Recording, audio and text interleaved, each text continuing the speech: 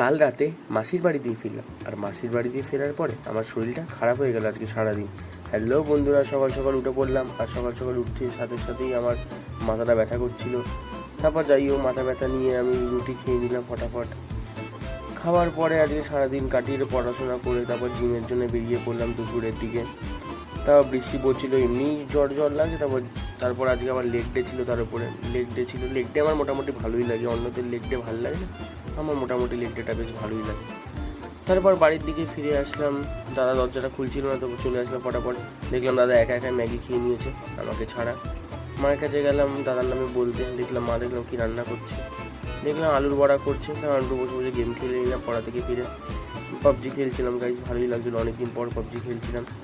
তারপর রাতের খাবার খেয়ে নিলাম গাইস। আজকের মতন এখানেই ব্লগ থাকলো গাইস, টাটা। আর খেতে খেতে তো মুখের মধ্যে লেগে গেছিলো, গালে কামড় পড়েছিল।